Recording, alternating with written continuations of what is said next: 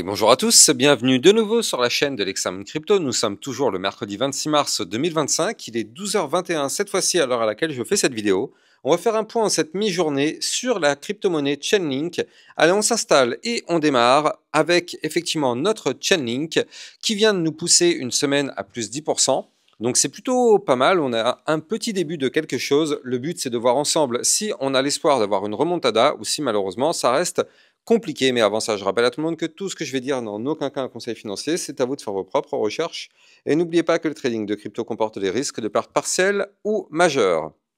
Allez, je vous propose une analyse long terme et on terminera sur une analyse un peu plus moyen terme sur la crypto Chainlink. Alors, d'un point de vue long terme, qu'est-ce qu'on note? Eh bien, on note directement le fait que on est toujours dans une très très belle tendance haussière. Depuis maintenant, ici, il faut le donner depuis maintenant 2023. Donc long terme, on est toujours sur une tendance haussière, on le voit parfaitement, avec des points hauts de plus en plus hauts, des points bas de plus en plus bas.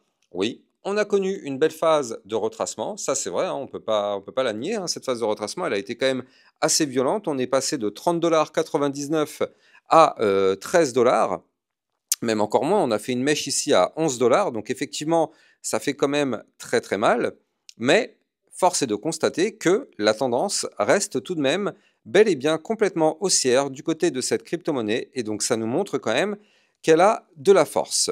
Et donc justement, étant donné que cette configuration long terme reste haussière, eh bien qu'est-ce qu'on a?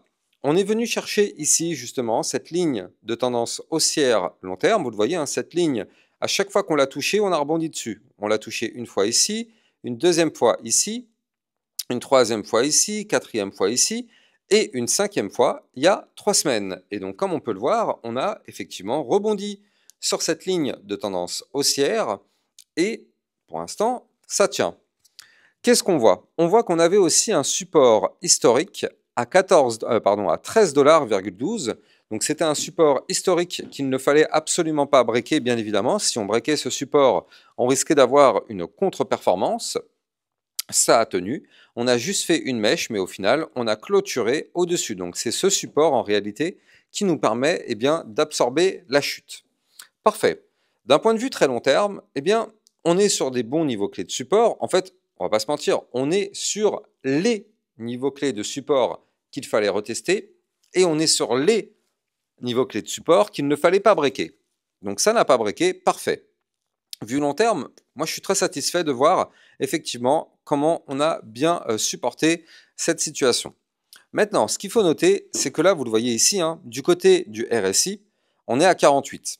C'est parfait, on est venu retester la zone de neutralité, il faut quand même le noter, mais il y a quand même quelques semaines, quand on était vraiment sur le top local, bingo, regardez ça, on était en plein dans la zone de retracement. Je rappelle que cette zone RSI, malheureusement, beaucoup de personnes ont tendance à ne jamais la prendre en compte. Moi, personnellement, je la prends tout le temps en compte parce que je pense que c'est vraiment une zone importante à surveiller. Mais je rappelle que tant qu'on est à l'intérieur, ou du moins quand on se rapproche de cette boîte violette, on s'expose à un retracement.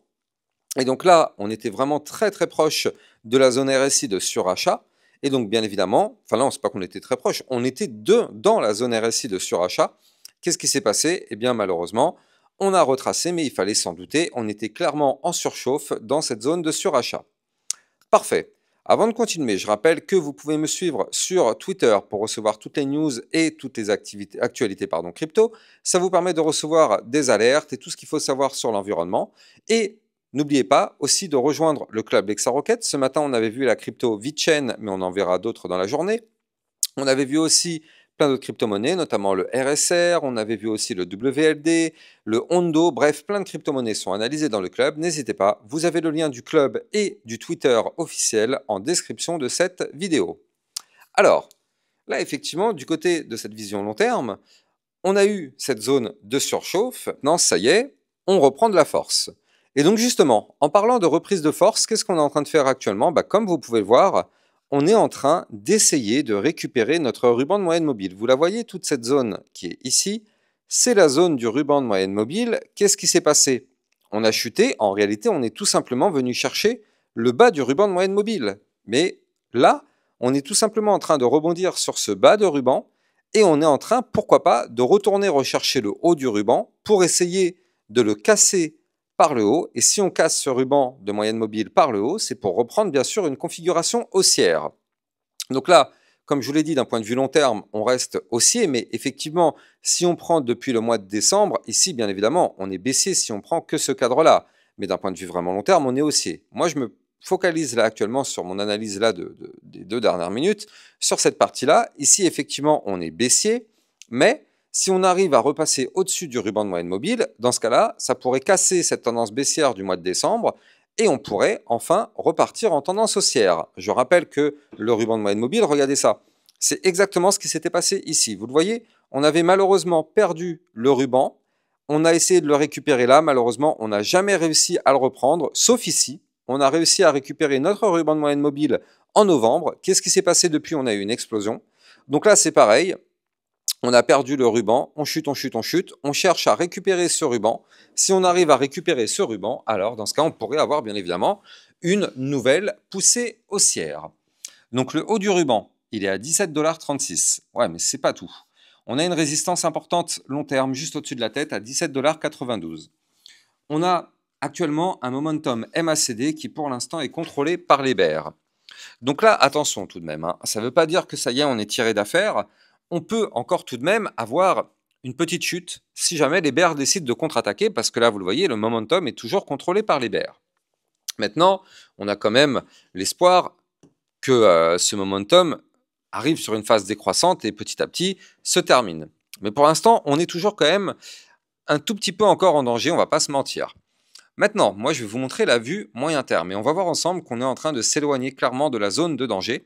Avant ça, je rappelle que vous pouvez trader cette crypto Chainlink en utilisant mon lien de parrainage Binance que vous avez en description de vidéo qui vous permet d'obtenir un bonus à vie de 10% sur vos frais de trading et ça vous permet de trader sur une plateforme enregistrée PSAN auprès de l'AMF. N'hésitez pas, le lien est en description de vidéo. D'un point de vue moyen terme, donc là du côté du Chainlink, c'est pas mal, on est en train de reprendre de la force, vous le voyez ici, hein.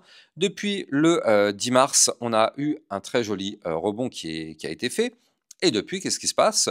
On reprend une belle petite tendance haussière. Alors attention, hein, comme je vous l'avais expliqué tout à l'heure, on n'est pas tiré d'affaire, mais pour l'instant on n'est pas trop mal, et surtout qu'est-ce qu'on voit? On voit que du côté du RSI, on est à 55, donc on a encore la place de pousser, et on est quand même sur une configuration intéressante, c'est-à-dire qu'on a formé ici une tasse avec une petite anse sur le côté. Pour valider cette figure chartiste, eh bien, on n'avait pas le choix. Il fallait absolument qu'on arrive à breaker le niveau clé des 15,06 $. C'est ce qu'on a fait ici le 24 mars. Le lendemain, on est revenu retester ce niveau clé, ça a parfaitement tenu.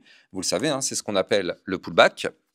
Et étant donné que ce pullback, eh bien, c'est validé, on est en train actuellement de prendre la direction de la target de ce pattern. Alors, c'est un pattern à plus 18,90%. Donc, la target théorique de ce pattern, elle se situe à 17,43 $. Bah, ça tombe bien, regardez, en vue moyen terme, ça correspond au haut du ruban de moyenne mobile. Comme quoi, il n'y a vraiment pas de hasard dans le trading. Et ça correspond aussi, il faut le noter, attendez, on va se dessiner, voilà, ici, tac, la ligne comme ça. Ça correspond aussi à notre dernier point haut. Donc là, vous l'avez compris, ça va être important de récupérer ce niveau clé dont je viens de vous parler. Pourquoi? Parce que si on récupère justement cette zone-là, ça voudrait dire qu'on récupère moyen terme le ruban. Ça voudrait dire aussi qu'on récupère le dernier point haut.